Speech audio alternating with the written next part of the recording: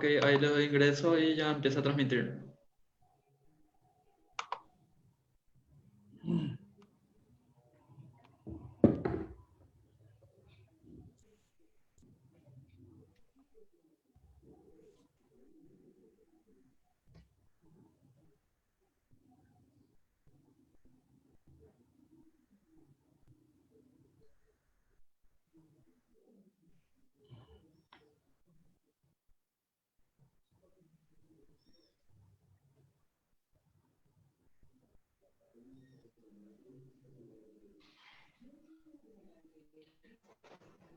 Ahí ya está compartiendo. Ok.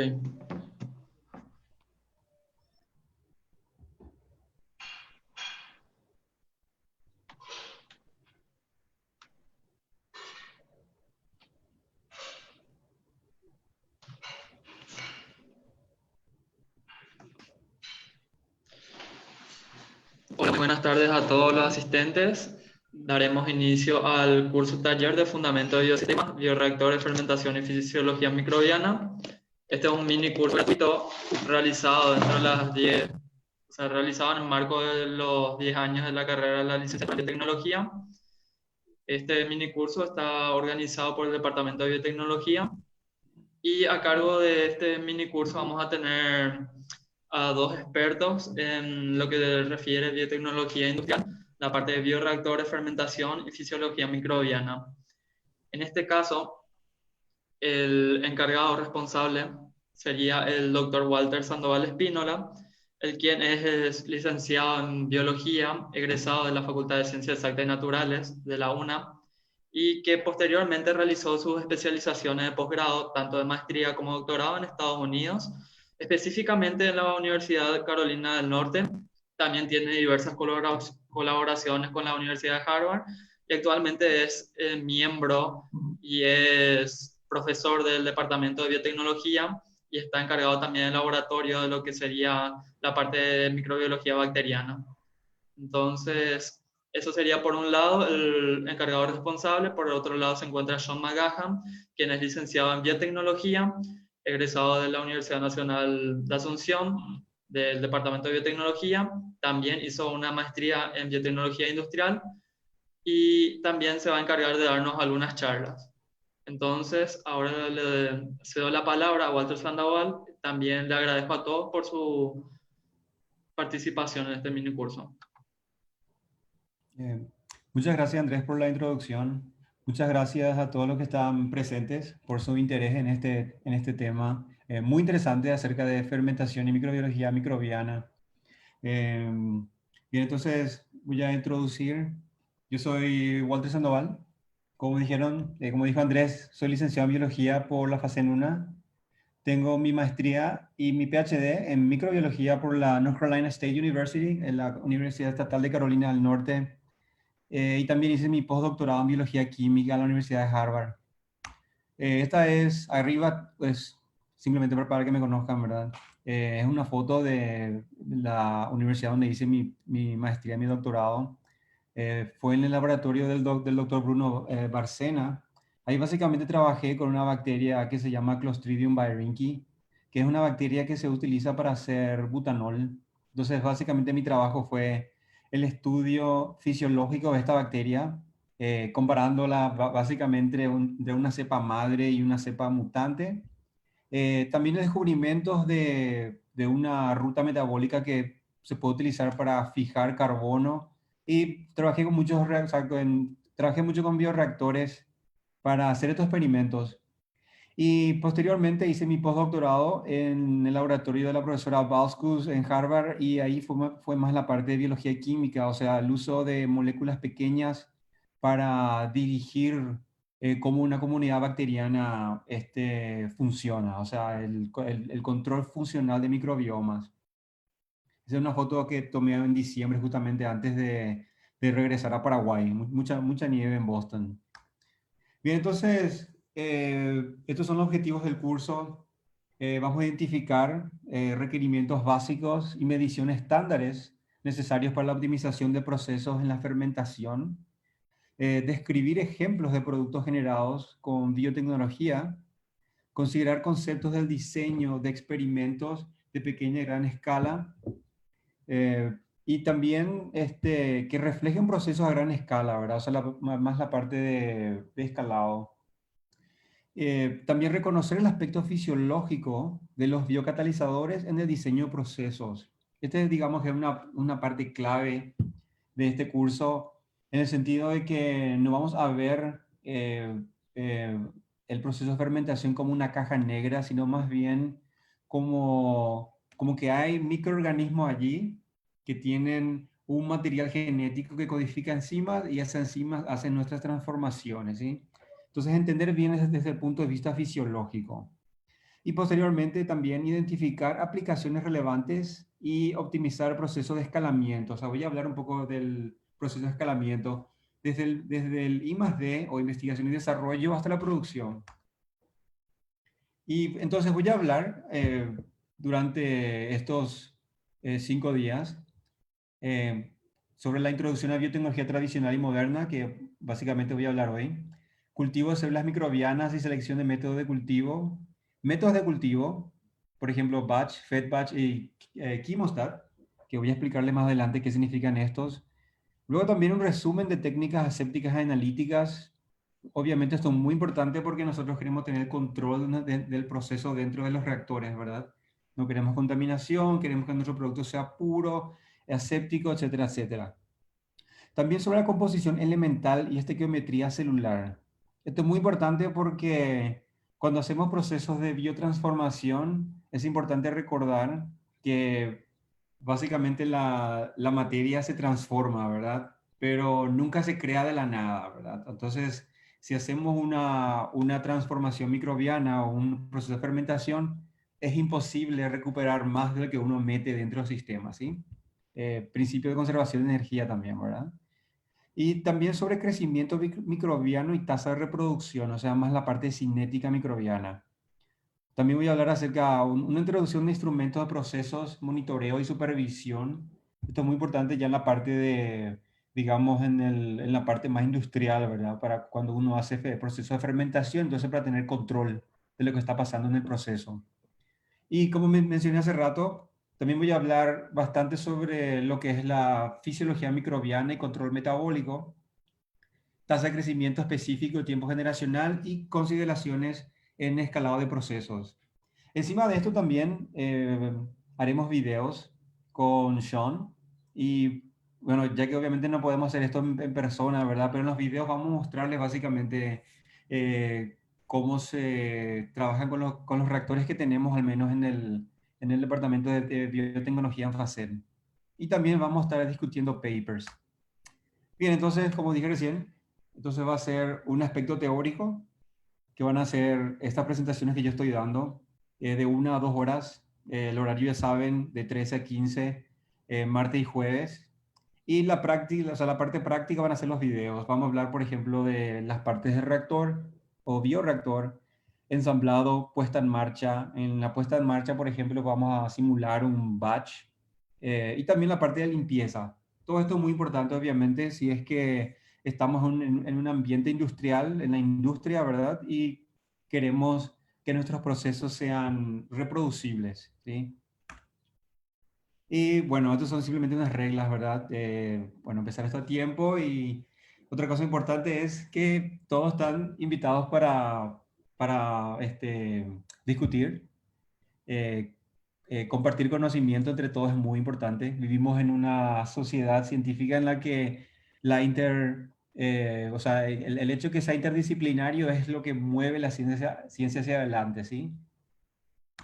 Bien, y la bibliografía principalmente son estas que estoy mostrando acá, pero también voy a estar compartiendo otros papers que obviamente van a ser más específicos, ¿sí? Tenemos, por ejemplo, el Bioprocess Engineering, Biomasa en Bioenergy, y otro también que se llama Microbial Dynamic Transformation, que es básicamente un libro sobre, como dice el título, ¿verdad? Transformaciones dinámicas microbianas. Y todo esto son básicamente conceptos que voy a ir tocando desde el punto de vista fisiológico a un punto más de ingeniería, vamos a decirle. Bien, y bueno, obviamente que no va a haber tiempo para introducirnos todos, eh, pero bueno, espero que disfruten este mini curso. Y bueno, voy a compartir con ustedes básicamente lo que aprendí durante mi maestría y mi doctorado. Bien, entonces voy a pasar a mi primera clase, ya para terminar esto y a ver, esperen un ratito.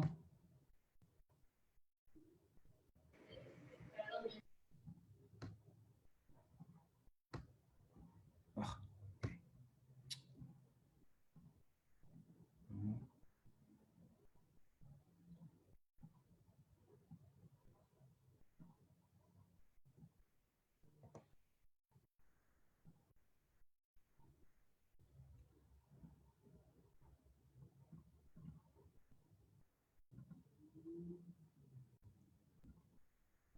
ok, eso tomó más tiempo de lo que me esperaba. Muy bien, entonces voy a hacer una introducción sobre biotecnología tradicional y moderna. Eh, bien. Cuando pensamos en la palabra fermentación, ¿en qué piensan, verdad? Es de repente eh, una palabra de repente un poco nebulosa, ¿verdad? Y es interesante pensar de que la palabra fermentación o el proceso de fermentación en sí, puse acá mi título que es más antiguo, tan antiguo como la humanidad, ¿verdad? En realidad el proceso de fermentación, si hablamos de un punto de vista biológico, ¿verdad? Es básicamente un proceso por el cual los microorganismos utilizan o aprovechan fuentes de energía y, o sea, fuentes de carbono y fuentes de energía para su mantenimiento celular, ¿sí? O sea, ahora mismo, por ejemplo, están sucediendo procesos de fermentación dentro de nuestros intestinos, por ejemplo, ¿verdad? O está sucediendo en la naturaleza, en el suelo, en la fruta que tienen en la ladera, por ejemplo, en la fruta que tienen sobre su mesa, en cualquier lugar, ¿verdad? Son básicamente microorganismos que en ausencia de oxígeno están transformando estos sustratos para producir ya sea un producto secundario o producir más biomasa, ¿verdad? Generalmente estos compuestos secundarios son productos que ellos no necesitan, pero que se generan como un byproduct, o sea, un producto secundario, pero el interés de ellos es producir energía, por ejemplo, ¿verdad? Generalmente en la forma de ATP, para básicamente sostener su crecimiento, ¿sí? O también puede ser si es que generan, por ejemplo, ácidos orgánicos, ¿verdad? Que generalmente eso está asociado a la generación de energía. O también puede ser que, o sea, que básicamente lo que hagan sea respiración oxidativa, ¿verdad? Que también obviamente lleva a mayor producción de ATP que una respiración sin oxígeno, ¿verdad? Pero todo eso es básicamente lo que está sucediendo desde el punto de vista biológico, pero que eso lleva a la producción de compuestos que a nosotros humanos nos interesa, ¿verdad? Entonces, al pensar en la palabra fermentación, ¿verdad? ¿Qué nos imaginamos, verdad? Desde el punto de vista histórico, es una tecnología empírica que se usa para preservar alimentos o hacerlos más digeribles. Preservar alimentos como, ¿verdad? Y generalmente, por ejemplo, para producir alcoholes, principalmente etanol, o hacerlos más digeribles, por ejemplo, si es que algún tipo de alimento es muy rico, por ejemplo, en ciertas fibras que nosotros no podemos digerir, pero que las bacterias pueden digerir, ¿verdad? Celulosa, por ejemplo, ¿verdad? Y esta transformación, ¿verdad? O sea, se sucedió desde hace miles de años y recién ahora, o sea, en los últimos 100 o 200, bueno, algo así como 100 años, ¿verdad? Tenemos el conocimiento que estas transformaciones son a causa de microorganismos y microorganismos, o mejor dicho, cultivos puros. Y eso no es, ese es nuestro interés, ¿verdad? ¿Cómo poder controlar esto? Entonces, es básicamente la transformación de ciertas sustancias en otras más útiles para humanos, ¿verdad? Y los agentes causales de estas transformaciones en aquellos momentos, obviamente, ¿verdad? Eran desconocidas. Era básicamente, en aquellos momentos era simplemente una caja negra, ¿verdad? O un modelo de caja negra, ¿verdad? Que uno ponía, tenía un sustrato A, luego sucedía cierta magia dentro de la caja negra, y luego sucedía, o uno tenía el producto B. Digamos que en la época de los griegos, en la época de los romanos, por ejemplo, uno tenía el sustrato, que era, por ejemplo, jugo de uva, luego el dios del vino, por ejemplo, Dionisios, por ejemplo, ahora sería en este caso la magia, que transformaba jugo de vino, o sea, el jugo de uva, luego en vino, ¿verdad? Obviamente en aquellos tiempos no había conocimiento de microorganismos, ¿verdad? O sea, microbiología no existía ninguno de estos términos científicos. Pero obviamente nosotros ahora sí sabemos qué son. Entonces, sabemos ahora, por ejemplo, desde el punto de vista de alimentos, ¿verdad? Podemos tener, por ejemplo, quesos, vinos, cervezas, obviamente, o sea, en mi caso, por ejemplo, estos son mis productos de fermentación favoritas. Luego también tenemos, por ejemplo, pickles, pan también, ¿verdad? En algunos casos, por ejemplo, acá tenemos fermentación etanólica, donde el producto principal es básicamente etanol. Y como les mencioné hace rato, estos microorganismos, en este caso son levaduras, no es que generan etanol porque quieren generar etanol, sino simplemente a manera de un subproducto, ¿verdad? Y en este caso en particular es simplemente un subproducto para ellos porque lo que tratan de hacer es mantener un equilibrio de electrones, ¿verdad? De NADH, que es generalmente la molécula por la cual está transportando los electrones dentro de su sistema, ¿sí? Y luego también tenemos, por ejemplo, picles, en este caso generalmente son bacterias ácido lácticas. Y luego también tenemos pan. En este caso, por ejemplo, cuando hacemos la masa, vemos que la masa se hincha y en este caso el producto principal en realidad es dióxido de carbono, ¿sí? Entonces podemos tener, por ejemplo, levaduras, como en el caso de alcoholes o dióxido de carbono. En el caso de picles, por ejemplo, son más bien bacterias. En el caso, por ejemplo, de mi trabajo de doctorado, que era para producir butanol, que es también un alcohol, pero que tiene 4 átomos de carbono en vez de 2 como el etanol, ¿verdad? También era una bacteria, ¿sí? Era un Clostridium. Bien, entonces, lo que nos interesa a nosotros, desde el punto de vista biotecnológico, es garantizar el mismo proceso una y otra vez, ¿sí? O sea, básicamente la estabilidad. Por ejemplo, si es que mezclamos agua de canilla más azúcar y luego le damos tiempo, ¿verdad? A cierta temperatura, ¿verdad? Eh, el azúcar se va a fermentar, ¿verdad? O sea, va a transformarse en otro compuesto. Digamos que quizás muchos productos fermentados a lo largo de la historia fueron desarrollados de esta forma, digamos, sin querer, ¿verdad? De manera empírica. Pero ya que la producción de estos productos biotecnológicos hoy en día, ¿verdad? Pueden ser muy sofisticados, pueden ser desde el punto de vista de gran volumen y poco costo, por ejemplo, etanol, o de poco volumen y de altísimo costo, por ejemplo, vacunas, ¿verdad? Entonces lo que uno quiere mantener es la estabilidad del proceso, ya sea para garantizar ganancias, porque 1% de pérdida en el rendimiento o en la producción, por ejemplo, para una planta de 100.000 litros, significa mucha pérdida de dinero, ¿verdad? Desde otro punto de vista, cuando hablamos de procesos que son de poco volumen, si hablamos por ejemplo, de vacunas, en ese caso necesitamos mucha estabilidad para lograr que el producto sea inocuo y pueda ser efectivamente introducido dentro de un cuerpo humano o de otros animales, ¿verdad? Si en el caso para uso veterinario. Entonces, esa es la gran pregunta. ¿Cómo garantizamos el mismo proceso y estabilidad? Entonces, muchos trabajos a lo largo de la historia, desde el punto de vista de fermentación, ¿verdad? De la ciencia de la fermentación, se enfocaron en determinar causa y efecto, ¿sí? O sea, causa y efecto en ese sentido de quiénes son los agentes que transforman el producto A en el producto B. O sea, tratar de sacar básicamente ese telón negro sobre la caja negra para ver qué hay detrás, ¿sí? Y como dije recién, con el propósito de reproducir los procesos de fermentación para asegurar calidad e inocuidad, ¿sí?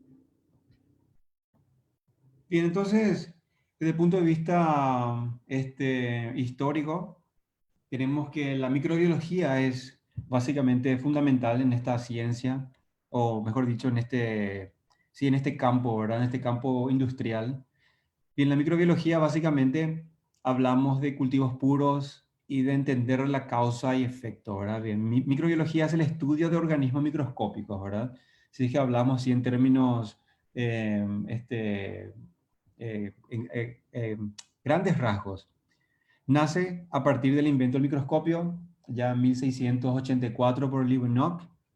Originalmente se pensó que básicamente toda la vida microbiana era polimórfica, o sea que no estaba estructurada, era aleatoria. Básicamente, si uno agarra una muestra del medio ambiente y si mira bajo microscopio va a ver que hay un montón de células que se muevan, que se están moviendo por ahí, pero que no hay diferencias, digamos, metabólicas entre ellas, ¿sí? O sea, ese fue el pensamiento por, bueno, casi 200 años. Luego tenemos Pasteur, que se le conoce como el padre de la microbiología moderna, y Koch también, donde básicamente demostraron mediante la técnica de esterilidad y aislamiento bacteriano que en realidad la teoría polimórfica no era correcta, sino más bien los microorganismos pueden especializarse, ¿sí? Por ejemplo, si tenemos un cultivo mixto y digamos que dentro de ese cultivo mixto un 10% de esa población puede producir etanol, y al mismo tiempo tenemos otro cultivo donde 100% de las bacterias producen etanol, ¿verdad? Obviamente ese, que donde la mayoría puede producir ese producto de interés, obviamente ese cultivo va a producir mayor cantidad, ¿verdad? Entonces uno puede de esa forma aumentar su producción, su rendimiento, etcétera, ¿sí? Entonces, este descubrimiento, digamos, de que las bacterias tienen estas capacidades únicas, o sea, microorganismos, ¿verdad? Que tienen estas capacidades únicas y que pueden ser aisladas y cultivadas, es lo que da básicamente el nacimiento a la microbiología y a toda la parte de la ciencia de la fermentación. Y luego a partir de acá, obviamente, se empezaron a desarrollar modelos matemáticos para tratar de entender de predecir qué va a pasar con los procesos de fermentación. O sea, si pongo tal cantidad de sustrato A, en cuánta cantidad de producto B se va a transformar, por ejemplo, ¿verdad? O en cuánto tiempo mi inóculo va a generar tal cantidad de células para producir tal cantidad de productos, etcétera, ¿sí? Y luego también tenemos a Winogrodsky, que también está implicado en el desarrollo de cultivos microbianos. Y esto es muy importante porque todos los microorganismos, o sea, los microorganismos básicamente tienen necesidades metabólicas diferentes, y entender esas diferencias o esos requerimientos hace que uno pueda tener un cultivo que sea óptimo, ¿sí? Y que esos microorganismos puedan crecer a su máxima tasa de crecimiento. Bien, entonces, em, para el cultivo de organismos puros, por tanto, fue necesario el aislamiento de estos microorganismos, la esterilidad, la observación microscópica y métodos y medios de cultivo, ¿sí? Como dije hace rato, con la teoría polimórfica no se sabía si, bueno, si dentro de un cultivo era todo básicamente aleatorio, pero con el aislamiento uno puede saber que no. Este aislamiento, esta técnica de aislamiento sigue siendo muy importante en el descubrimiento de nuevas capacidades metabólicas de interés biotecnológico o biomédico o de ciencias básicas. La esterilidad es súper importante para lograr que cualquier microorganismo aislado se permanezca puro y de esa forma poder entender de manera precisa el metabolismo o la parte genética de ese organismo aislado. Luego la parte de observación microscopia también es bastante importante porque uno aprende su biología, ¿verdad? La parte de su fenotipo, su morfología, etcétera, y también para saber si es que no hay contaminación. En algunos casos, uno puede tener que una sola especie pueda ser polimórfica, o sea, que tenga más de una forma, y sucede en algunos casos, ¿verdad? Por ejemplo, Clostridium, en la bacteria con la que yo solía trabajar, Clostridium baehreinckii, cuando la concentración de azúcar es muy alta, por ejemplo, genera una morfología muy interesante en la que las células no están en forma de bacilos. Bueno, Clostridium son bacilos, ¿verdad? Pero cuando están en altas concentraciones de sustrato, básicamente forman, si miran bajo el microscopio, literalmente parecen espagueti. La razón de eso es porque la alta concentración de azúcares básicamente o sea, se convierte en un medio hipertónico, o sea, mucha cantidad de sales, ¿verdad? Y eso impide que las células se dividan, por ejemplo. Y bien, y los métodos de cultivo y medios de cultivo también es muy importante porque existe la posibilidad de que si uno encuentra un organismo en la naturaleza, que, bueno, vive bien en la naturaleza, pero no es capaz de hacerlo crecer en el laboratorio.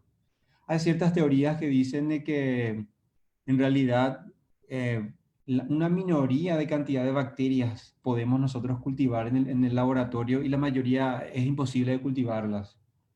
Y por tanto, el desarrollo de estos métodos es muy importante si uno quiere explotar nuevos procesos biotecnológicos, digamos, que sean totalmente novedosos, ¿verdad? Algo recién extraído de la naturaleza. En muchos casos lo que uno hace, si es que alguien tiene, por ejemplo, digamos que alguien encuentra una enzima muy interesante en una bacteria que es muy difícil de cultivar en el laboratorio. Entonces lo que hace es una expresión de ese gen en un organismo que es más fácil de cultivar, por ejemplo, digamos en E. coli. Obviamente, lo que sucede muchas veces cuando eso sucede es que esa enzima, por ejemplo, no se pliega de manera correcta, entonces su actividad específica es menos comparándola con el organismo del cual provino. Entonces, uno tiene que, en la parte de desarrollo de procesos, ver eh, básicamente cómo optimizar desde ese punto de vista molecular y enzimático. Y también, como dije hace rato, utilizar todos estos procesos, aislamiento, esterilidad, etcétera, ¿verdad? Estableció una visión monomórfica de los microorganismos y el nacimiento de la fisiología microbiana y biotecnología moderna. Sin embargo, la biotransformación de compuestos es un proceso complejo que involucra varios sistemas interrelacionados, ¿sí? Donde hay básicamente una jerarquía de organización de cada elemento dentro de este sistema.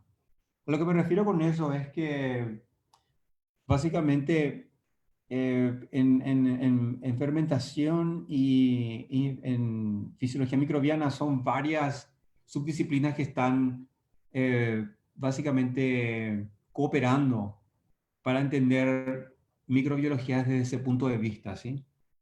Se usa matemática, uno entra mucho en la parte de genética, en la parte de bioquímica, de enzimas, etcétera.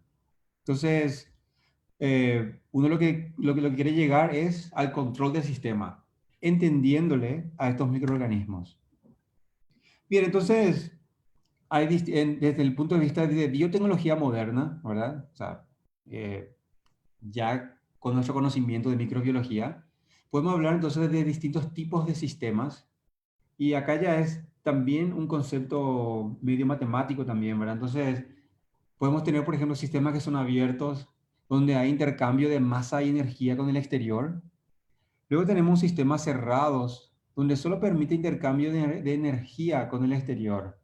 En este sentido, por ejemplo, energía sería, por ejemplo, que si uno tiene un bioreactor, entonces que uno pueda enchufar el bioreactor, por ejemplo, y poder mover las astas del sistema de agitación, ¿verdad? O de repente también si es que hay intercambio de gases, pero que sean gases inertes.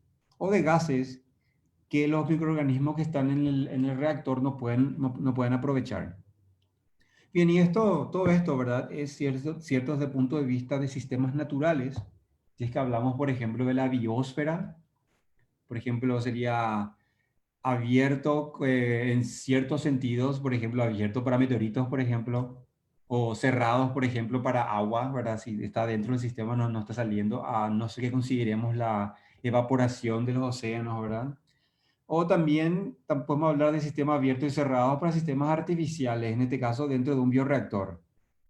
Y hay varias disciplinas, como mencioné hace rato, que pueden aportar en toda esta área. Y tenemos, por ejemplo, ingeniería de sistemas, que nos ayudan a describir estas relaciones para posteriormente predecir el comportamiento del sistema. O sea, como dije hace rato, entonces uno quiere poder predecir para saber, por ejemplo, cuánta cantidad de sustrato se necesita para producir tal cantidad de producto, por ejemplo, ¿verdad? O cuánto tiempo va a tomarle al inóculo para producir tal cantidad de biomasa. Digamos, por ejemplo, que células eucarióticas, por ejemplo, crecen o se reproducen mucho más despacio que células bacterianas. Entonces, digamos que están haciendo una curva de crecimiento y ustedes dicen, ok, quiero tener tal cantidad de células y si comparamos bacterias con eucarióticas, ¿verdad? Entonces, si es bacterias, básicamente ustedes tendrían que estar en el laboratorio por 8 o 9 horas, tomar muestras, porque las bacterias van a ir duplicándose cada, digamos, media hora, ¿verdad? Ahora, las células eucarióticas, por el contrario, para tomar, por ejemplo, 18 horas o 20 horas, ¿verdad? Entonces, en ese caso, para las bacterias, para los organismos eucarióticos, van a inocular y luego van a regresar mañana, por ejemplo, ¿verdad? Ahora, con las bacterias, van a permanecer en el laboratorio. Entonces, este tipo de cuestiones, ¿verdad? Y nosotros podemos utilizar matemática y ciertas ecuaciones para poder predecir esto. Y como puse acá, sin embargo, ¿verdad? La correcta interpretación del aspecto biológico es fundamental.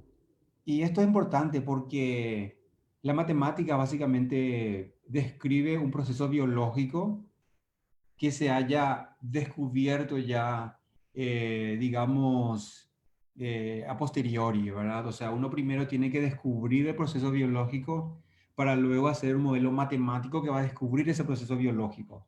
Pero no se puede hacer, pero es, digamos, imposible de hacer del revés. O sea, uno no puede usar matemática para descubrir un proceso biológico, ¿verdad? A no ser que tenga muchísima información para poder hacer eso. Digamos, todo el genoma de un microorganismo y también tener, por ejemplo, datos cinéticos y bioquímicos de cada una de las enzimas que hay dentro de esa que está codificado en el genoma, ¿verdad? Pero eso ya es más la parte de biología sintética y es, digamos, muy incipiente todavía. Creo que posiblemente estamos yendo allí, pero todavía no estamos ahí. Entonces, uno lo que tiene que hacer es entender bien el aspecto biológico para luego a partir de allí llegar a procesos matemáticos y luego a partir de allí entonces poder predecir cómo va a comportarse el sistema con el que uno trabaja. En la industria, generalmente se trabaja ya con sistemas que están preestablecidos, por ejemplo, con E. coli o Saccharomyces o Pichia pastoris, etcétera, ¿sí? Si es, por ejemplo, para la producción de sustancias que van a ser utilizadas ya sea como alimentos o para vacunas, en ese caso se usan microorganismos que se conocen como GRAS, GARS, y donde básicamente significa generalmente conocido como safe, como seguro, ¿verdad? Y con esos organismos se conocen bastante bien, entonces uno cuando entra en la industria ya con estos organismos, entonces simplemente es este control del sistema, ¿verdad? Pero no tanto la parte de investigación y desarrollo. La parte de investigación y desarrollo sí tiene que ver todo esto que acabo de mencionarle acerca de entender bien la parte de la biología del microorganismo. Pero obviamente van uno al lado del otro. O sea, una industria, por ejemplo, puede dedicarse a producir un producto de interés que haya ya sido, digamos, validado o cuyo sistema o proceso haya sido validado, o puede intentar desarrollar nuevos sistemas que va a producirle mayor cantidad de ganancias, ¿verdad? Entonces, las empresas más grandes, por ejemplo, siempre tienen obviamente su departamento de I más D, ¿verdad? Porque quieren producir nuevos compuestos, nuevos mecanismos para producir nuevos compuestos, sea cual fuera ese compuesto, ¿verdad? Pero es como mencioné al principio, todo multidisciplinario, todos están trabajando juntos para un bien común. Bien, entonces, como dije recién, En la biotecnología moderna uno quiere poder entender para poder predecir y posteriormente para poder controlar.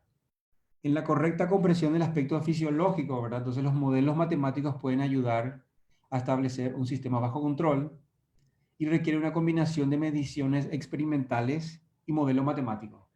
Eso fue lo que dije anteriormente, que la ciencia básica acá es más bien a posteriori, entonces uno hace experimentos, descubre una, digamos, una nueva capacidad biológica y luego a partir de ahí entonces puede, por ejemplo, definir nuevos modelos matemáticos. Digamos, como un ejemplo concreto, ¿verdad? Si pensamos en la forma en que las bacterias producen energía, ¿verdad? Pueden ya sea respirar oxígeno, o sea, utilizar el método que se llama fosforilación oxidativa para producir ATP, o pueden utilizar, por ejemplo, fermentación per se, ¿verdad? O fosforilación a nivel de sustrato, ¿verdad?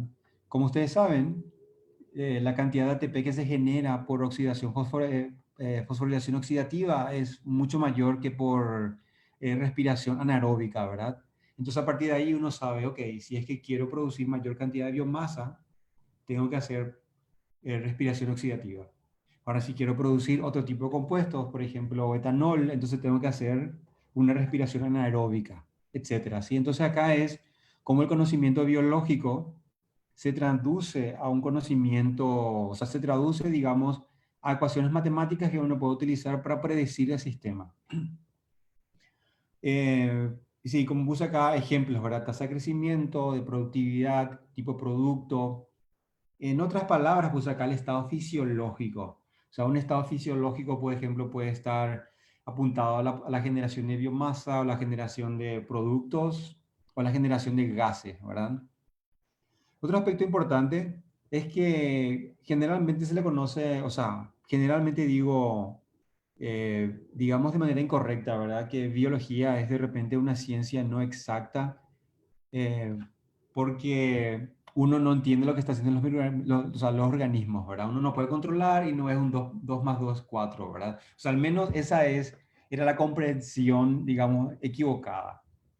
Sin embargo, eso no es cierto, porque al fin y al cabo, todos los procesos biológicos son de acuerdo a reacciones que están dados básicamente a niveles de enzimas, ¿verdad? Y todas estas reacciones químicas que suceden son de acuerdo a las leyes de la termodinámica, ¿verdad?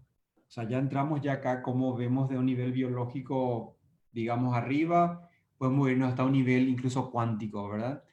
Y entonces las leyes del mundo biológico se rigen por las mismas reglas que las reglas químicas, las reglas físicas, etcétera. Y por tanto también se puede utilizar matemática para describir procesos biológicos, ¿sí? Y entonces, cuando uno dice que es una ciencia imprecisa, es simplemente porque uno no tiene conocimiento de la biología exacta de ese microorganismo, ¿sí? Entonces, cuando uno, por ejemplo, cultiva un microorganismo y deja de producir el producto que uno estaba deseando, no es porque el microorganismo sea imposible de controlar o porque biología de verdad no sea exacta, sino es simplemente porque el operador no prestó atención al microorganismo, ¿sí? Y no tuvo conocimiento de eh, qué otro estado fisiológico puede ocurrir cuando hay una pérdida del control del sistema dentro del bioreactor, por ejemplo, ¿sí? Entonces son cosas que uno tiene que tener en cuenta. Por ejemplo, si uno está haciendo una fermentación con un organismo X, ¿verdad? Y sin querer se introdujo oxígeno dentro del reactor y el microorganismo deja de crecer, ¿verdad? Y uno se pregunta, pero ¿qué habrá pasado, verdad? No es, o sea, no es el hecho de que eh, sea, digamos, una caja negra ahí, sino lo que pasó acá había sido el microorganismo, era anaerobio, ¿verdad? Y no tenía, por ejemplo, las enzimas necesarias para desintoxicar, ¿verdad? O detoxificar compuestos que son derivados del metabolismo de oxígeno, ¿verdad? Catalasas, por ejemplo. Y así, entonces uno tiene que poder entender o comprender bien la naturaleza de los microorganismos con los que uno trabaja para poder predecir y controlar un proceso biotecnológico o proceso o un bioproceso, ¿verdad? Bien, entonces, hablemos un poco acerca de la cinética de crecimiento microbiano.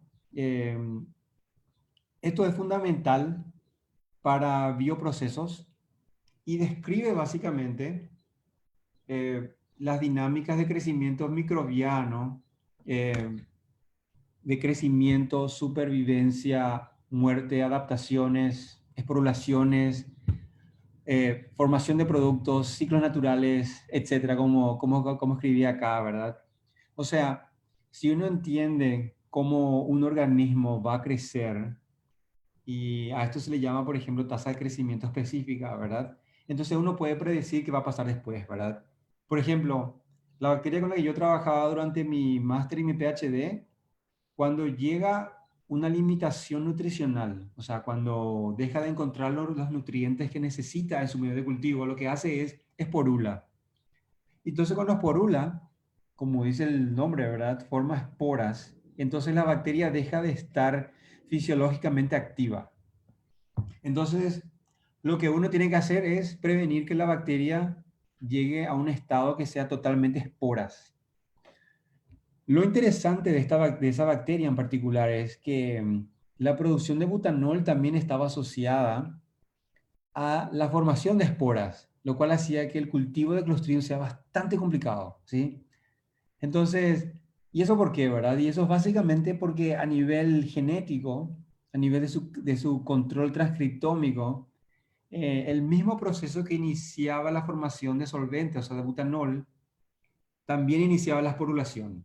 Entonces, o sea, lo que yo trataba de hacer durante mi trabajo de estudiante era que las células empiecen a esporular, pero que no lleguen a formarse como esporas totalmente, ¿sí? Entonces, básicamente se mantenían como un estado de endosporas, o sea, esporas que estaban dentro de las células, pero no totalmente esporas durante las células, o sea, cuando las células estén ya destruidas.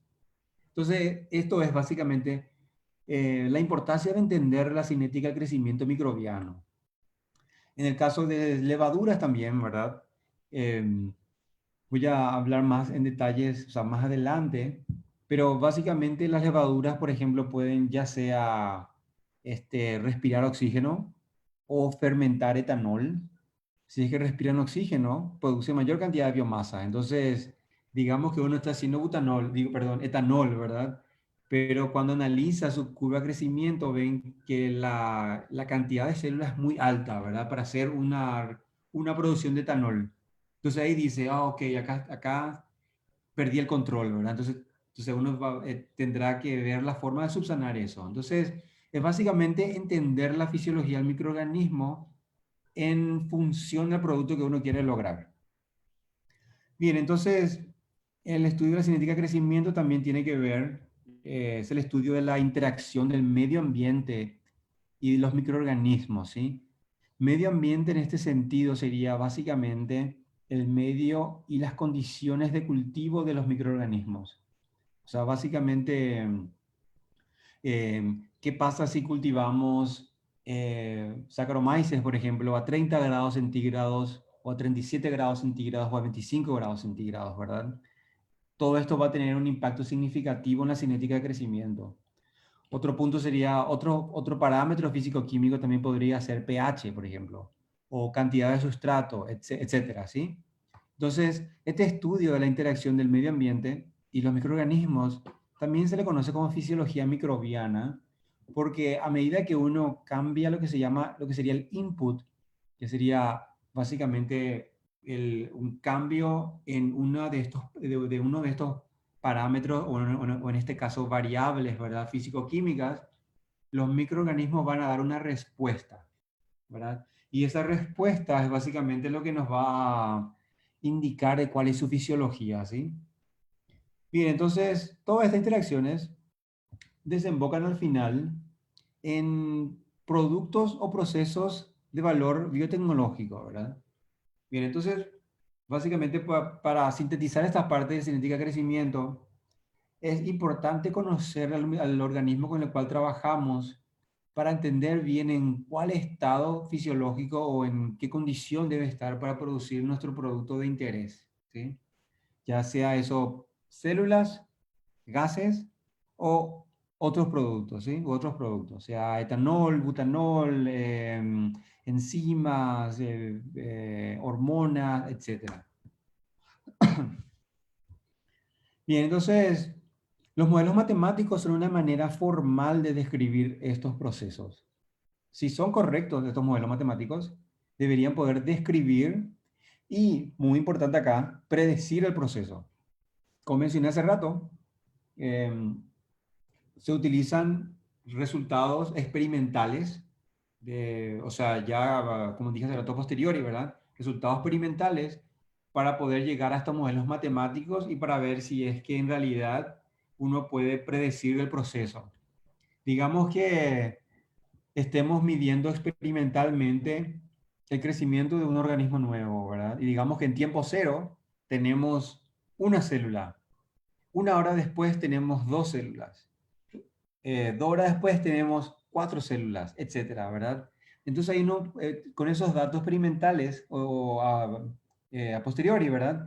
Podemos básicamente predecir cuánto tiempo va a tomar, nos va a producir, por ejemplo, 60 células, ¿verdad? Obviamente hablamos ya a nivel exponencial, ¿verdad? Uno sería 1 millón, ¿verdad? 2 millones, etcétera. Bien, entonces de modelos o de de datos experimentales uno puede desarrollar modelos matemáticos para poder predecir los procesos. Bien, en ciertas condiciones, los modelos matemáticos pueden servir para generar hipótesis. O sea, digamos que si es que conocemos parte de la biología de un organismo, entonces, y tenemos ecuaciones matemáticas para describir parte de esos procesos, quizás con la matemática podamos, por ejemplo, llenar un hueco dentro de ese conocimiento, ¿verdad? Pero eso va a servirnos para generar una hipótesis.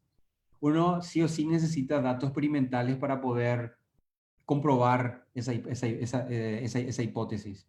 Por eso que puse acá que el aspecto biológico prima a la hora de responder hipótesis, ¿verdad? Entonces, por ejemplo, si uno de los descubrimientos más grandes de mi tesis doctoral, de mi disertación doctoral, fue el hecho de que una bacteria, o sea, esta bacteria con la que trabajaba, por 100 años se pensó que era heterotrófica. Eso significa que utiliza carbono orgánico o sea, como fuente de carbón y fuente de energía. Con mi trabajo básicamente descubrí que también puede utilizar fuentes de carbono inorgánico, ¿sí?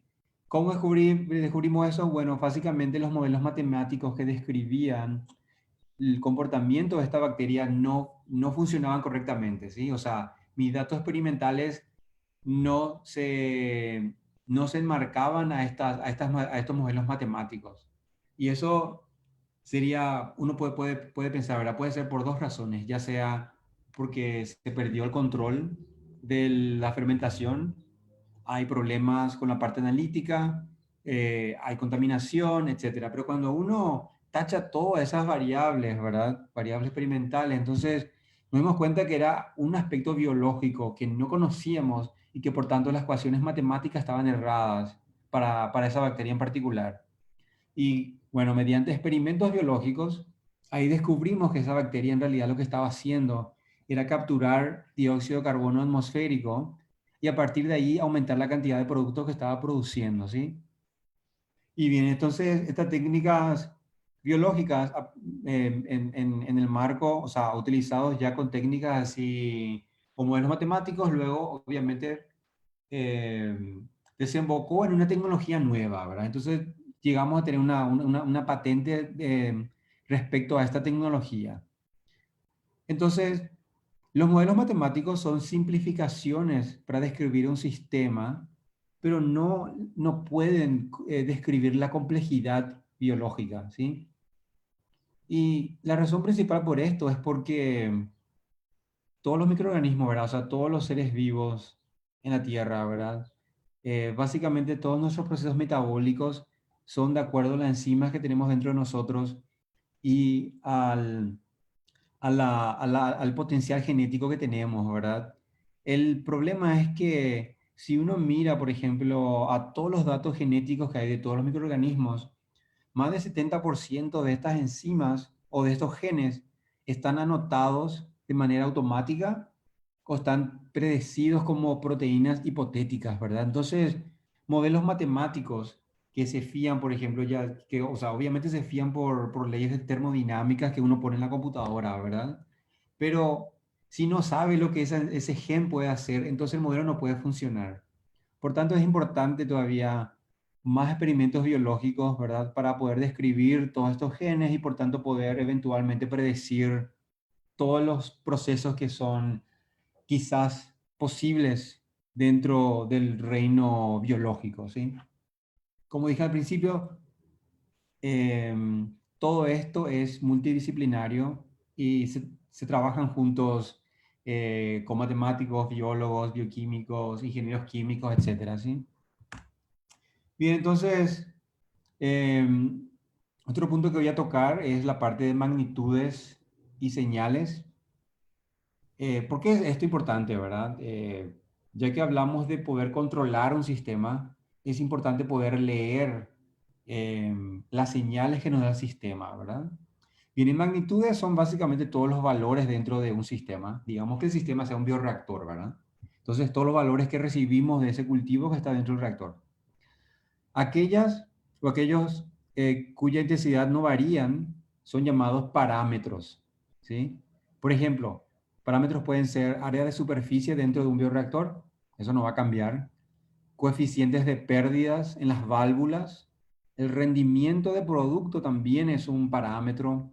Esto es muy importante que entiendan el rendimiento de un producto o el rendimiento aparente de un producto, mejor dicho, es la cantidad de un producto que se genera por cantidad de sustrato consumido, ¿sí? O sea, digamos, o sea, es básicamente una proporción. Si entra un mol de glucosa, ¿cuánto de ese mol de glucosa te va a transformar en producto y en biomasa, por ejemplo?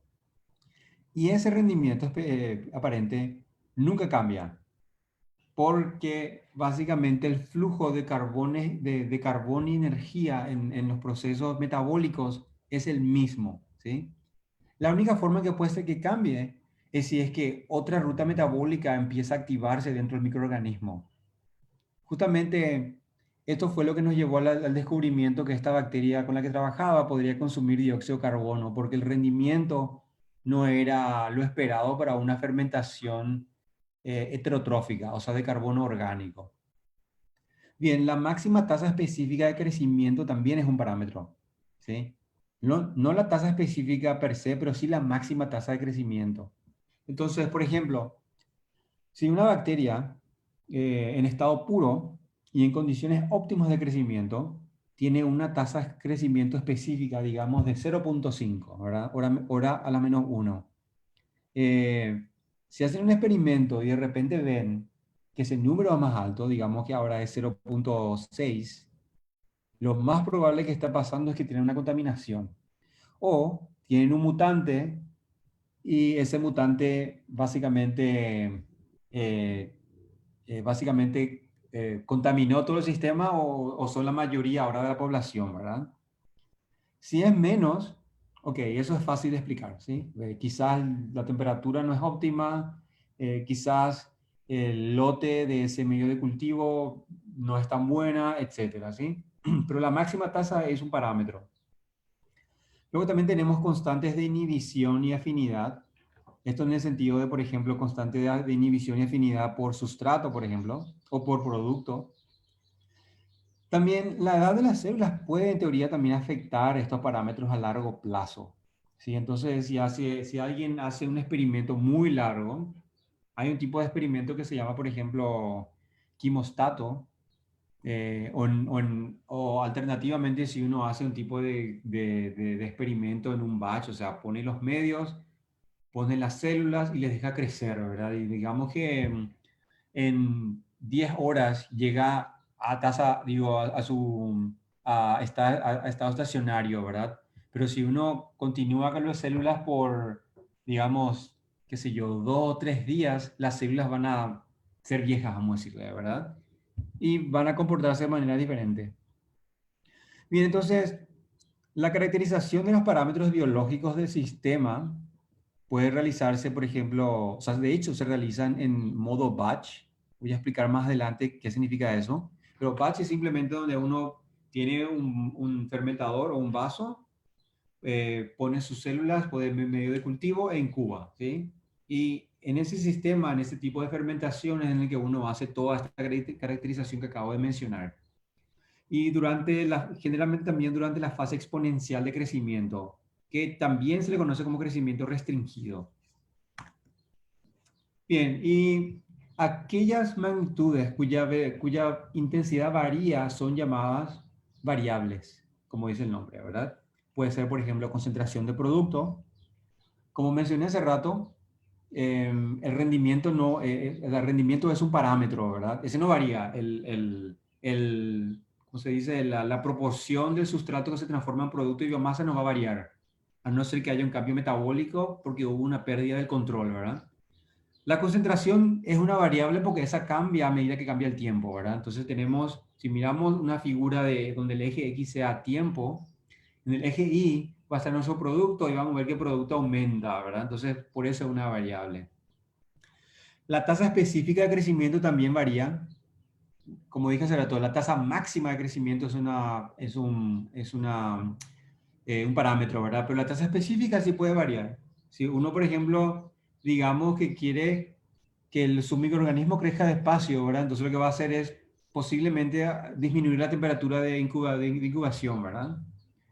La concentración de biomasa también es una variable porque también va a variar a medida que cambia el tiempo.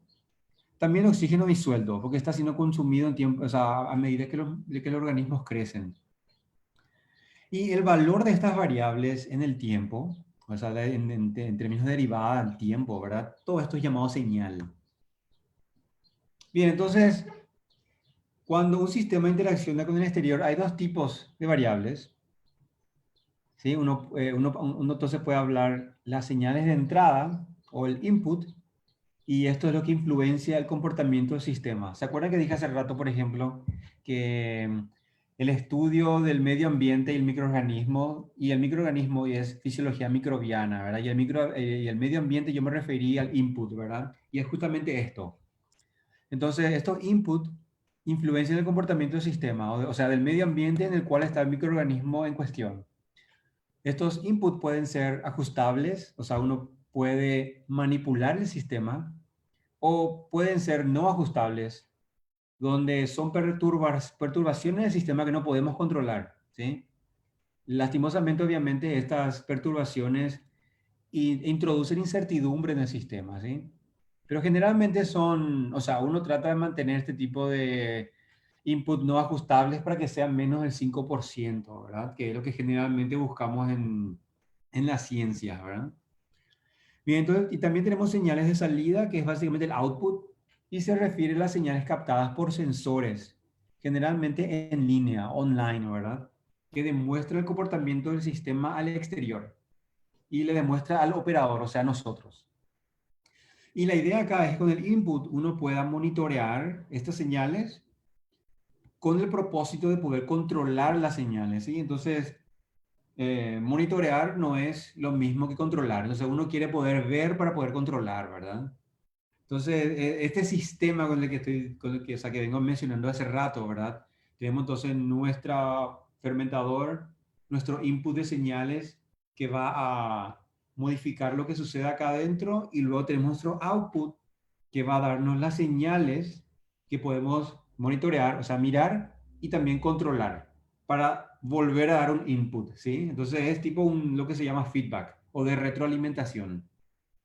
Y al final todo esto, ¿verdad? Depende del objetivo de la fermentación, ya sea, por ejemplo, del objeto físico, si queremos producto, biomasa, actividad enzimática, etcétera, ¿sí? Todo depende de lo que uno quiera lograr. Por eso básicamente lo que estoy diciendo acá es bastante, digamos, generalista, ¿verdad? Pero al fin y al cabo, cuando tenemos tal variedad de fermentaciones, como dije hace rato, desde gran volumen, poco valor, a poco volumen, gran valor, todo esto se reduce a lo mismo, que es simplemente un sistema que uno tiene simplemente que poner input, da un output, y luego reintroducir un input a manera de retroalimentación para controlar lo que sucede dentro, ¿sí?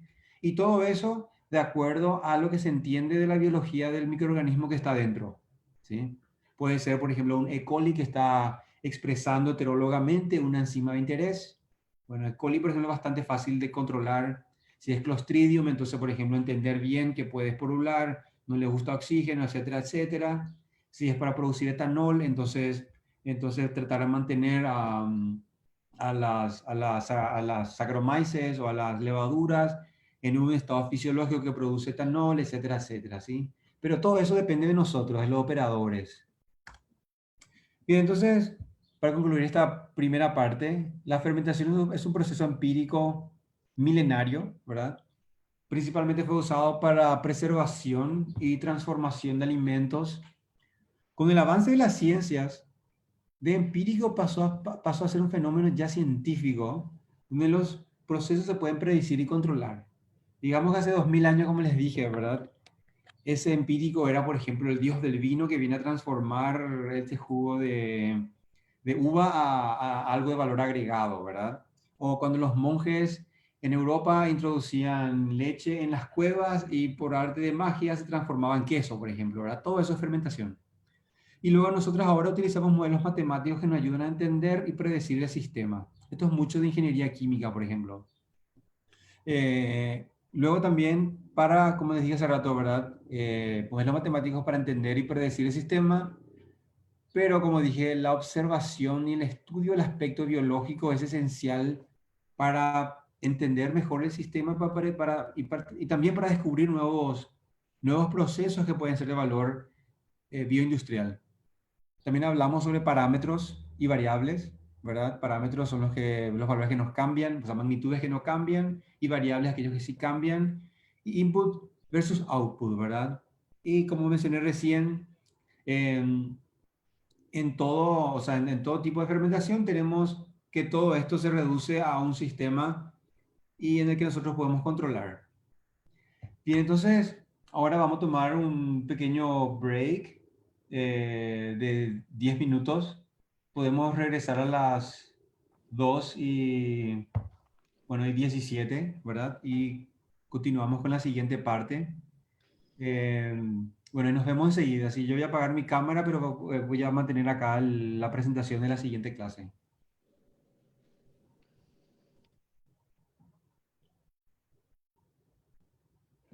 Si tienen preguntas, pueden formularlas y al final de la clase básicamente pueden compartir conmigo y voy a tratar de responderlas.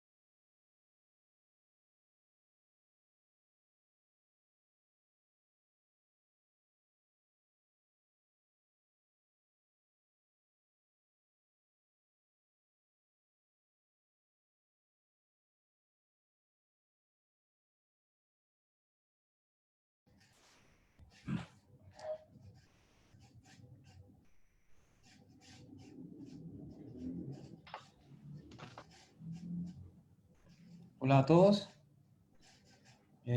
Gracias por estar todavía conectados. Entonces voy a hablar ahora acerca de nutrición celular. Entonces, básicamente, como mencionamos hace rato, como les dije hace rato, entender los microorganismos es esencial para, para poder hacer una buena fermentación.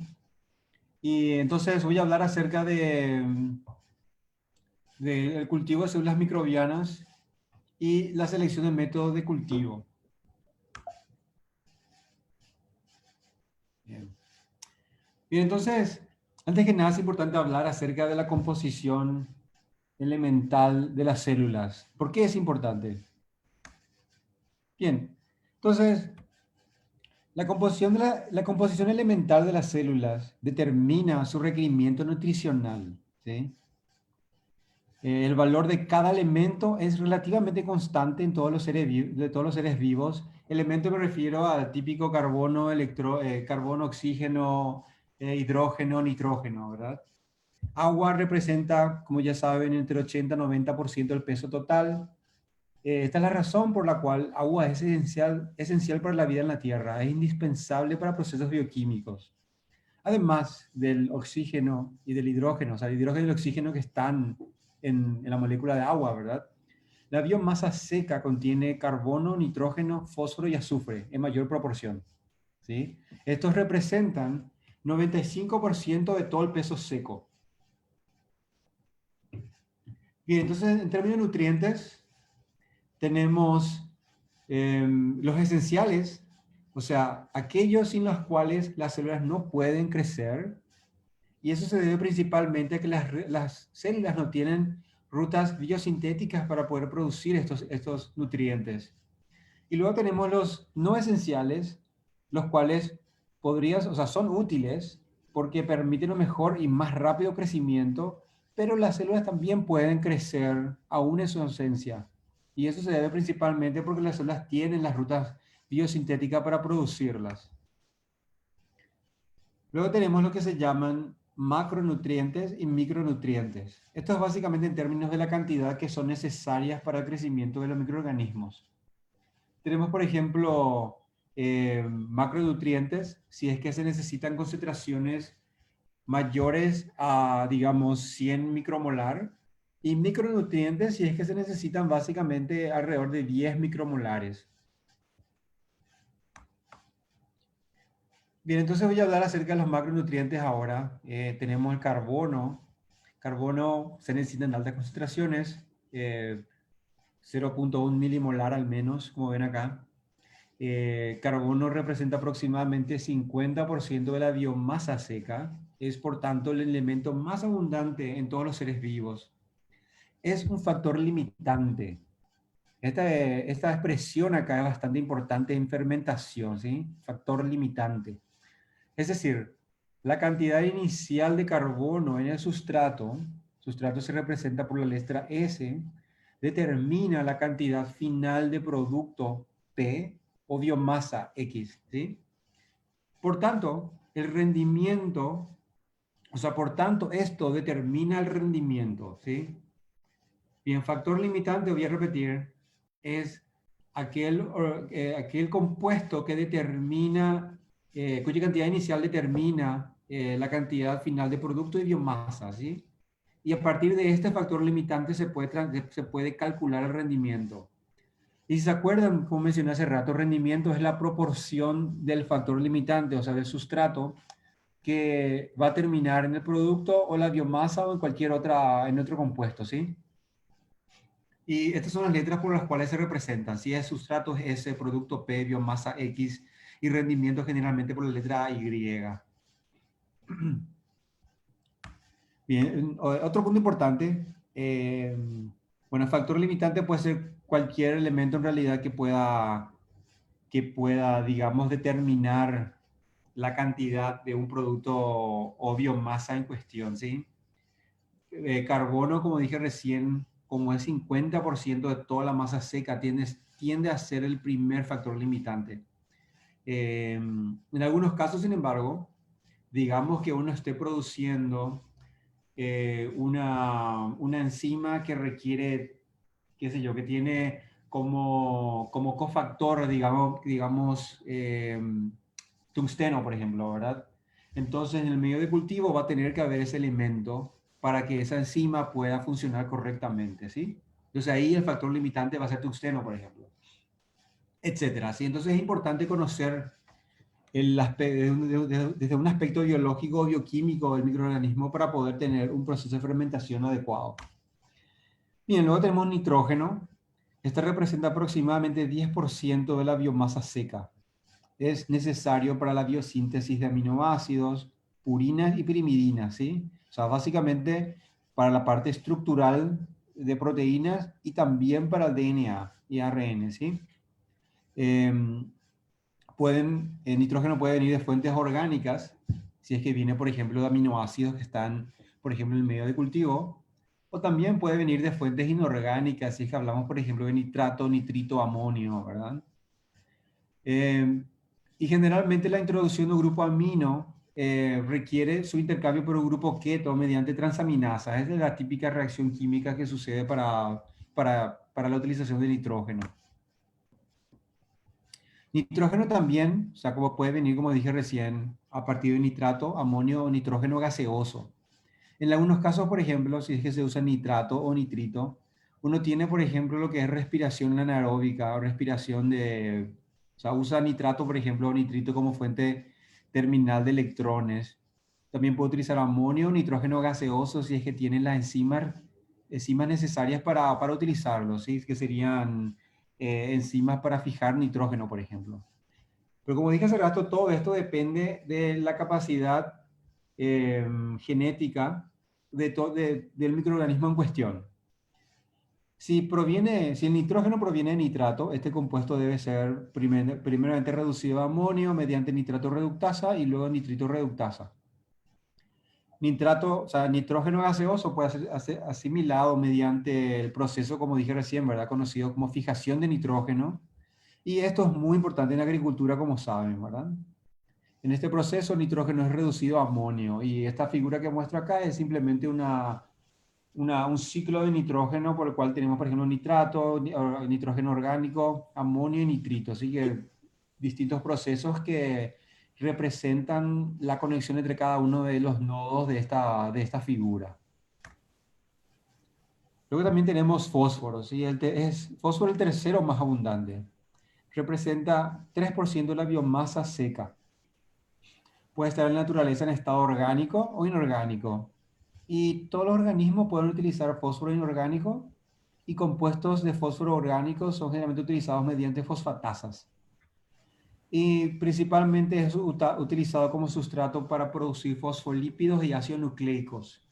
Y esto obviamente es bastante importante porque, bueno, como saben, fosfolípidos son importantes para membranas celulares y ácidos nucleicos, o bueno, obviamente como dice ahí, ¿verdad? Por la parte genética. Bien, entonces el cuarto compuesto más común tenemos el azufre. Este representa aproximadamente 1% de la biomasa seca. Es necesario para producir ciertos aminoácidos como cisteína, metionina, además de ciertas vitaminas como tiamina, biotina y ácido lipoico, ¿verdad? Y la incorporación de azufre a partir de sulfato requiere su activación mediante ATP. O sea, requiere la utilización de energía para poder utilizar este compuesto. Y acá simplemente muestro en esta figura básicamente una ruta metabólica que muestra cómo se ve utilizado un compuesto como fuente de sulfuro, o sea, de azufre. Bien, otros compuestos que también pueden ser considerados como macronutrientes son otros minerales, ¿verdad? Como potasio, el cual es necesario para la activación de ciertas enzimas. También tenemos magnesio. Este elemento estabiliza ribosomas, membranas celulares, ácidos nucleicos.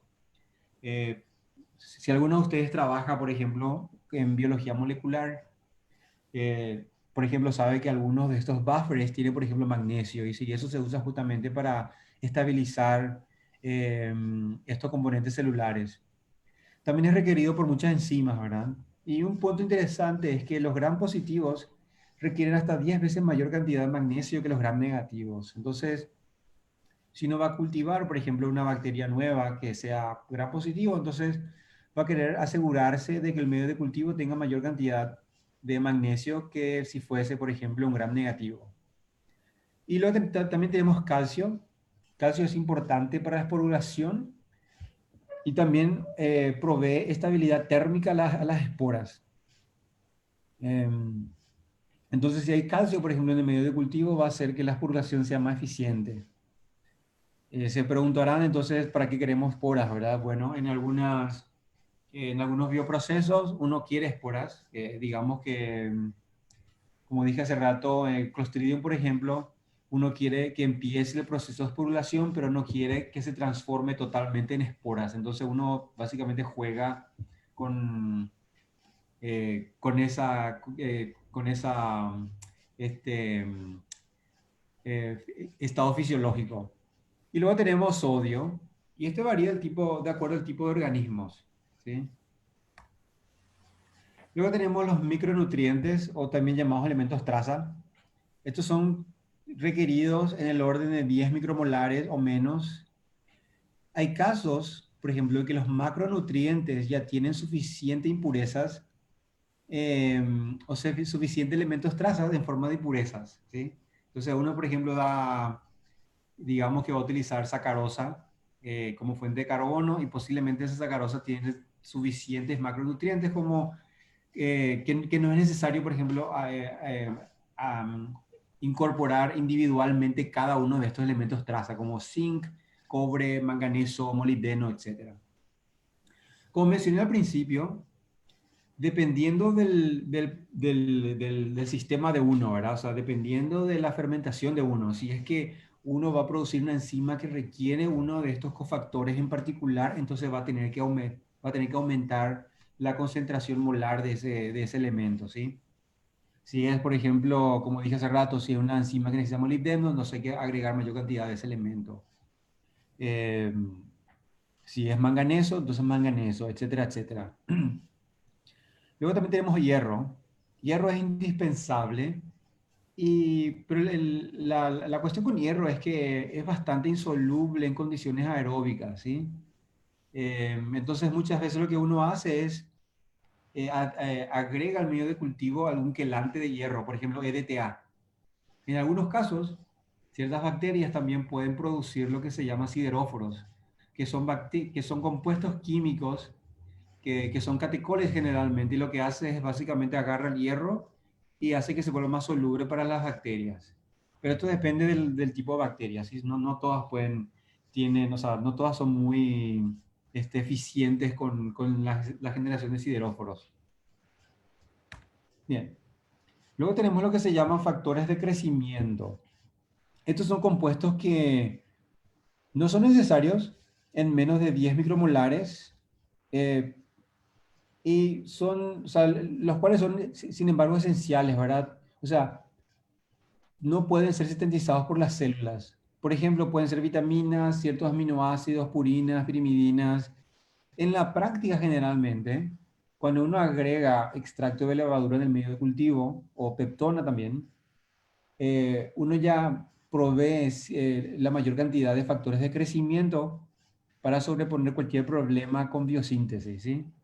Eso generalmente cuando uno no sabe específicamente por qué su organismo no está creciendo y no tiene la tecnología para determinar específicamente por qué no está creciendo bien, entonces uno agrega el extracto de levadura, por ejemplo, o peptona. ¿Cómo uno puede saber qué compuesto químico está necesitando el medio de cultivo? Bueno, uno, por ejemplo, puede hacer un tipo de estudio que se llama transcriptómico. O sea, uno puede tratar de analizar en las condiciones de cultivo que uno está haciendo cuáles son los genes que son expresados o sobreexpresados en esas condiciones. Y busca entonces, entre esos genes, si hay algún gen, por ejemplo, allí que está involucrado por ejemplo, a la generación este, qué sé yo, a la utilización de nitrógeno o qué sé yo, carbono o lo que sea. Entonces, uno puede hacer una estimación o más o menos eh, puede básicamente tratar de ver a partir de la respuesta de la célula a nivel transcriptómica de cuáles son los requerimientos nutricionales que necesita. Al final voy a darles justamente un paper que trata sobre ese tema para que puedan ver, por ejemplo, cómo uno puede resolver ese tipo de preguntas. Y generalmente esa pregunta es esencial en procesos de fermentación. Uno generalmente tiene un bicho nuevo, un microorganismo nuevo, quiere crecer, pero no sabe por qué no está creciendo, ¿verdad? Bueno, en ese paper que era del grupo con el que yo estaba en Carolina del Norte, básicamente hacen un experimento transcriptómico con la bacteria Clostridium en presencia de butanol y ven cuáles genes son sobreexpresados en presencia de butanol y ven cuáles de esos genes están relacionados a la parte nutricional, ¿sí? Bien.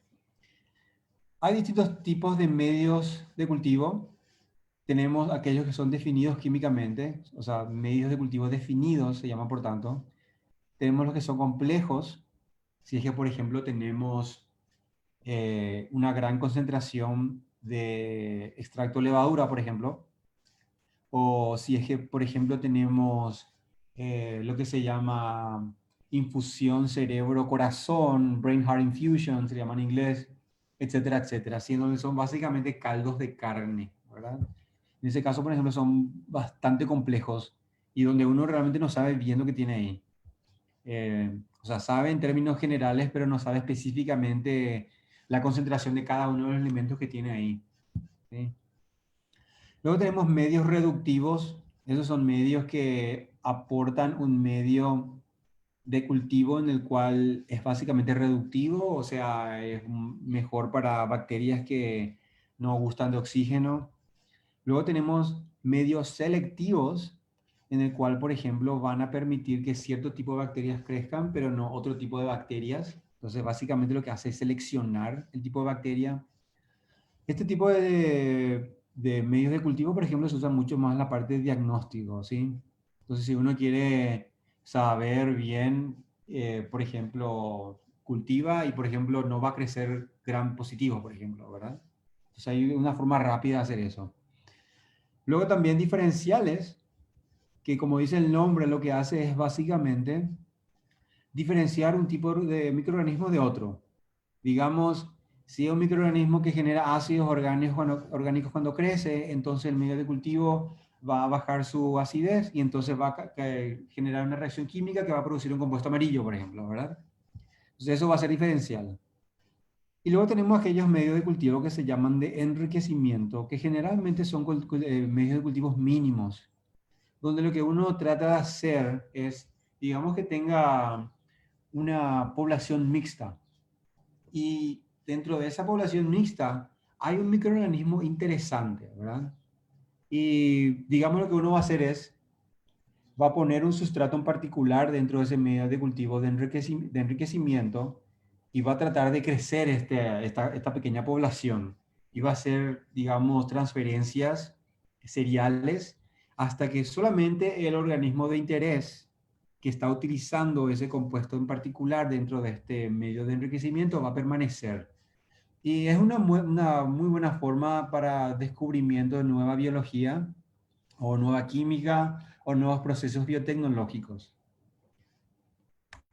Bien, entonces, eso es básicamente respecto a medios de cultivo. Eh, Luego tenemos, bien, básicamente ya hablé sobre, a ver, eh, o sea, son las clases de hoy. Entonces, para terminar, si es que tienen preguntas, las voy a responder. Otra cosa que haremos, les voy a pasar eh, por sus email, o mejor dicho, por el chat, creo que se puede pasar también por acá, si descubro cómo hacer eso. Un paper, entonces van a leer el paper y podemos, o mejor dicho, vamos a discutirlas el jueves antes de continuar o sea, antes de continuar con la clase. Y bien, si es que tienen preguntas, este es o sea, ahora me lo pueden hacer. y gracias por su atención.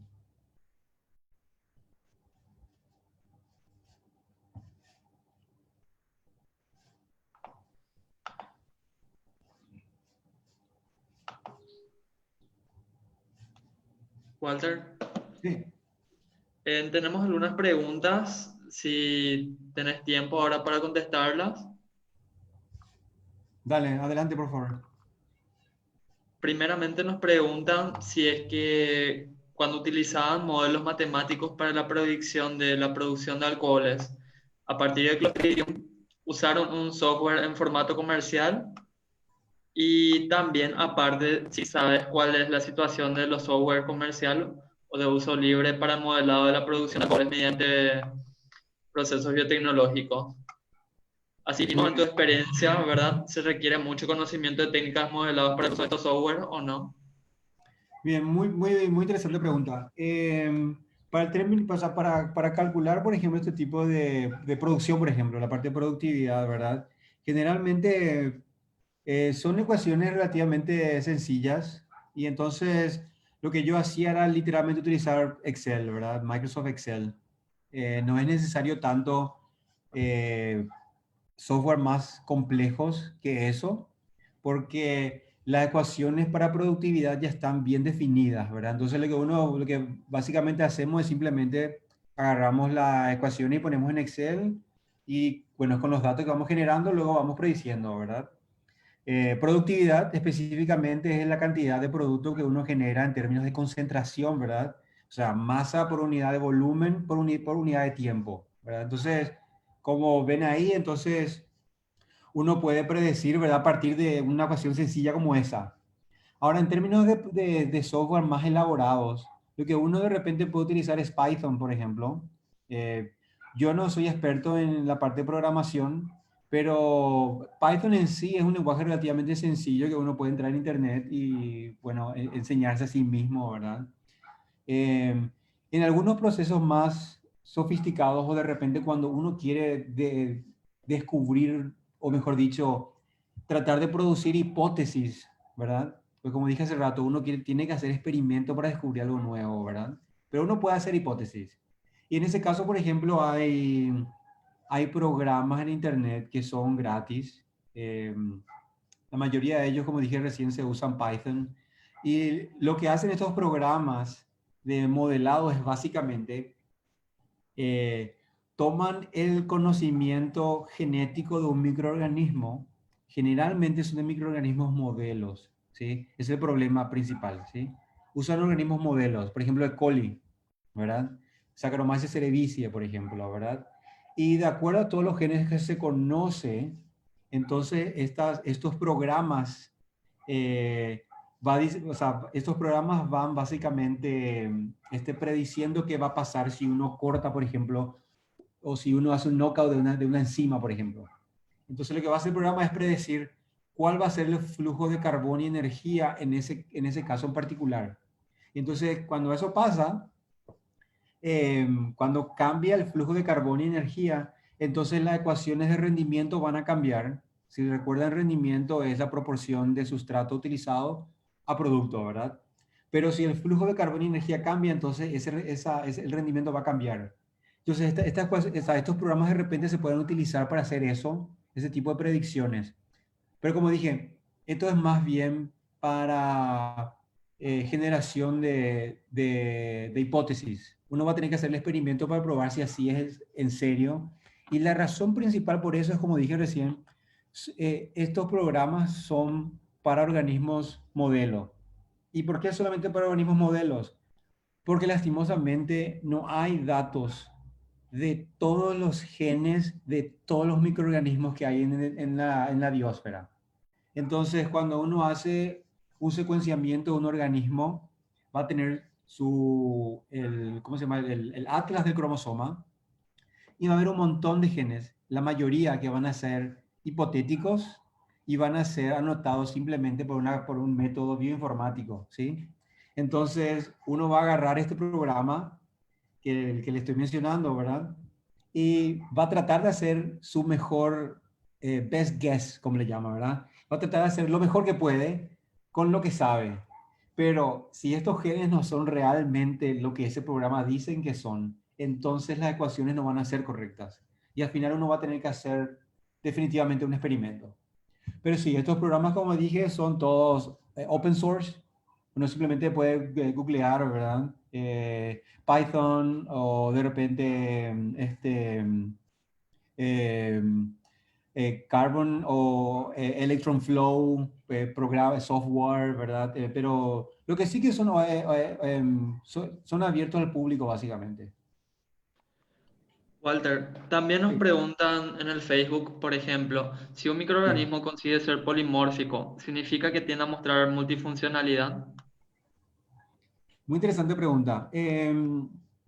Bueno, en primer lugar, multifuncionalidad. Habría que definir específicamente a qué te referís con eso. Si te referís a que un organismo puede hacer más de un producto, sí, pero no necesariamente va a estar asociado al hecho que sea polimórfico. Saccharomyces, por ejemplo, puede cambiar su estado fisiológico de producir mayormente biomasa a producir mayormente etanol. Y no necesariamente va a cambiar su morfología. Clostridium, por ejemplo, puede cambiar su morfología y es posible que genere mayor cantidad de ácido butírico, por ejemplo, pero no estoy, nunca traté en realidad traté de encontrar, digamos, la linearidad entre ese cambio ese cambio morfológico y el cambio de la proporción de productos. Sería muy interesante hacer un estudio así. Muy interesante pregunta. ¿Alguna otra pregunta?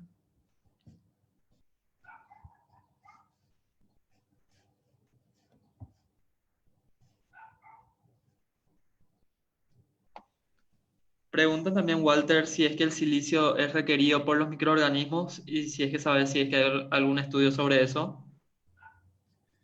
Silicio no es considerado uno de los elementos más comunes en fermentación. Eh, Tengo entendido de que, bueno, químicamente hablando, quizás haya posibilidad de que, bueno, que pueda ocupar el lugar de carbono, ¿verdad? Pero en mi conocimiento no hay tanto en la parte de fermentación, en la parte industrial al menos. Pero muy interesante pregunta.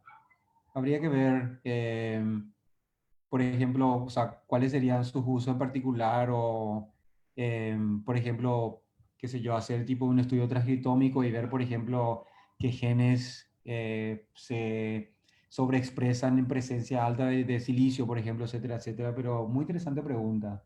De repente, uno podría hacer una interfase ¿cómo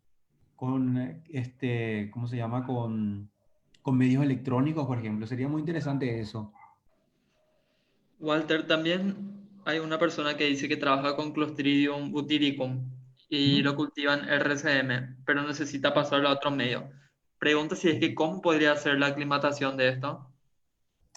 Ok, RCM generalmente a mí me funcionaba bien con Clostridium bairinki y acetobutylicum. Lo que podés probar también de repente es que es con un medio que se llama M17. M17 me funcionó muy bien a mí. Y M17 o sea, lo que me gusta de M17 es que tiene mucha cantidad de cisteína. Entonces es un medio reductivo y hace bueno, como estas bacterias son anaerobias, ¿verdad? Entonces crecen mejor. Y otra cosa interesante también es que el M17 tampoco tiene fuente de carbono. Entonces, si es que butírico tiene, o si es que tu experimento particular necesita, por ejemplo, glucosa, entonces le puedes agregar glucosa o lactosa, sacarosa, etcétera. Puedes probar entonces con ese. También podrías probar con un medio de cultivo definido que habíamos diseñado en mi laboratorio que voy a compartir el título más adelante. A ver, sí, bueno, lo que sí que a través de Andrés voy a compartir el título de ese paper así para que puedas mirar y puedas utilizar eh, digamos, los elementos de ese medio de cultivo. Ese medio de cultivo está diseñado para que o sea, el Clostridium solventogénesis pueda crecer a alta densidad óptica y también puede producir buena cantidad de butanol. Entonces M17 y este cultivo que te estoy diciendo o sea, me funcionaron bastante bien. ¿Una otra pregunta del Tenemos Facebook? dos últimas preguntas, Walter. Uno Ok. es que preguntan si existe diferencia entre la respiración anaeróbica y la fermentación. Muy interesante pregunta. O sea, sí hay diferencias, ¿verdad? La respiración anaeróbica vas a producir mayor cantidad de biomasa. La fermentación per se, ¿verdad? Que es básicamente la fosforilación a nivel de sustrato, vas a producir mayormente ácidos orgánicos. Entonces, digamos que estemos cultivando Clostridium, ¿verdad? O cultivando alguna bacteria que produce algún ácido orgánico, ¿verdad? En modo fermentación va a producir eh, principalmente ácidos orgánicos para producir ATP, ¿verdad? Entonces básicamente la ruta metabólica que genera, digamos, acetato, ¿verdad? Hay una quinasa al final que va a producir ATP y eso va a hacer que la bacteria crezca. Ahora, si a esa bacteria le agregas, por ejemplo, nitrato o nitrito, y si es que tiene nitrato o nitrito reductasa, entonces esa bacteria va a cambiar de ruta metabólica y va a hacer respiración anaeróbica automáticamente porque genera mayor cantidad de energía y también porque succiona mayor cantidad de electrones. Entonces, cuando eso sucede, va a hacer que tu rendimiento de producto disminuya, capaz tu rendimiento de biomasa aumente. Entonces, va a cambiar el estado fisiológico de tu microorganismo. Ahora, en términos generales, vamos a decirle, en industria, ¿verdad? La gente le llama fermentación a cualquier cosa que uno mete en un bioreactor, ¿verdad? Incluso, digamos, cuando tiene una a respiración oxidativa, le llama fermentación, ¿verdad? Y técnicamente está incorrecto, pero le llaman de esa forma. Pero sí, fisiológicamente hablando hay diferencia entre lo que conocemos fermentación per se, ¿verdad? O fosforilación a nivel de sustrato y respiración anaeróbica. Sí, respiración anaeróbica. Acá veo también hay preguntas en el chat. A ver, Sí, te consultan si es que se puede cultivar dos microorganismos en un mismo reactor en el caso de que exista sinergismo. Ajá. Sí se pueden. Hay, de hecho, unos cuantos papers al respecto, varios de hecho. Por ejemplo, digamos que tengas un microorganismo que sea capaz de digerir, a ver, que sea capaz de digerir lignocelulosa. Y cuando digiere lignocelulosa, produce algún tipo de ácido orgánico. Y luego tener otro microorganismo que puede utilizar ese ácido orgánico. Entonces, si cultivas algunos microorganismos, entonces vas a poder utilizar tu sustrato a la eh, con el mayor rendimiento posible. De hecho, que es bastante común, especialmente en la industria donde se tiene gran volumen y poco valor por unidad de volumen, ¿verdad? Em, Puede hacer caso también en el que uno tenga un tipo de fermentación con bioreactores, donde tiene, por ejemplo, varias etapas. Una etapa, por ejemplo, puede ser transformación A, con un microorganismo principalmente. Luego ese reactor puede estar conectado a otro reactor, donde tiene una comunicación, obviamente, entre los reactores, pero tiene un filtro que prohíbe al microorganismo del bioreactor A irse al bioreactor B. Digamos que uno capaz necesita hacer eso si es que, por ejemplo, las condiciones de cultivos de ambos son diferentes, ¿verdad? Entonces lo que uno busca es las condiciones de cultivo que sean óptimas para ambas. Si es que no encuentra, entonces lo que va a hacer va a separarlas. Pero sí, es bastante posible. Luego voy acá una pregunta bastante larga, voy a leer. ¿Cuándo usamos modelos matemáticos para la predicción de Clostridium? Ah, ese ya leímos. Sí. Ese ya estaba, sí. Ahora te preguntan si cuál es la diferencia al emplear un medio selectivo a uno enriquecido. Bien, los selectivos, digamos que son medios que ya están ya, o sea, uno generalmente ya los compra de esa forma. Cuando uno, por ejemplo, tiene diagnóstico, yo creo que se usan más. Y digamos también en la parte de educación, ¿verdad? Cuando uno quiere demostrar que un cierto organismo puede crecer y otro no, ¿verdad? Y como digo, uno compra ya de manera estándar.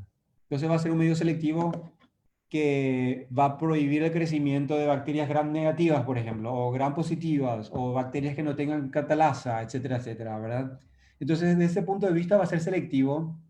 El de enriquecimiento, si bien es cierto que en términos, ¿cómo se dice? En términos conceptuales, ¿verdad? También es selectivo. La diferencia es que en el de enriquecimiento tiene otro uso. El de enriquecimiento, como es el título, se usa para enriquecer un tipo de microorganismo. Y enriquecer es importante también recordar de que uno no está haciendo evolución dirigida, uno simplemente quiere enriquecer, o sea, aumentar la proporción o la abundancia relativa de ese microorganismo a medida que hace pases seriales. Esa es la mayor diferencia, vamos a decirle, entre un medio de enriquecimiento, por ejemplo, o un medio de selección. Walter, ¿puedo agregar también algo a eso en mi experiencia, al menos en la parte Sí, farmacéutica? claro. Que justamente sí, que uno, por ejemplo, cuando busca ciertas bacterias en específico, utiliza ya los medios selectivos o diferenciales. Un ejemplo típico es, por ejemplo, un medio general se utiliza para reconstituir cualquier tipo de bacteria, ¿verdad? Puede crecer ahí Mm, gran negativa, gran positiva, pero después para el selectivo diferencial puede ujú. ser, qué sé yo, el armanitol salado, que justamente es salado, que permite que fermenten solamente ciertas bacterias como la gram positiva en ese tipo de medio cultivo, ¿verdad? Que es salino. Entonces van a crecer ahí solamente lo que son, justamente como vos mencionaste, ¿verdad? En las bacterias gram positivas. Y además otra vez puede permitir diferenciar entre ciertos géneros y especies de acuerdo a la fermentación, el color de la fermentación, ¿verdad? O sea, Exactamente. depende mucho, ¿verdad? De qué quiera obtener uno. Luego te pregunta en si las microalgas dulceacuícolas, ¿en qué tipo de medio se puede cultivar? Si es que tenés eh, algún conocimiento sobre eso. Sí. Yo no tengo mucha experiencia con microalgas, lastimosamente. Lo que sí tengo entendido es que generalmente crecen en medios muy, muy, muy básicos, ¿verdad? Cuando hice mi postdoctorado, por ejemplo, había otro postdoc que estaba trabajando con algas, microalgas de agua dulce, y él literalmente utilizaba agua, agua ¿cómo se llama? Agua de la canilla, ¿verdad?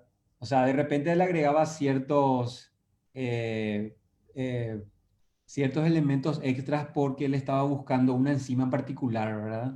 Pero sí, o sea, yo no tengo mucha experiencia y yo creo que no te puedo dar la mejor respuesta a esa pregunta. Bueno, entonces por hoy damos culminado en esta charla y le esperamos el día de mañana perdón, el día jueves para volver a dar el curso taller. Si es que tienen alguna consulta o algo, pueden hacernos a través del Facebook también o si no al correo de posgradobiotech@facen.una.py. Nos vemos el jueves. Hasta luego. Muchas Chao, gracias a chao. todos y hasta luego.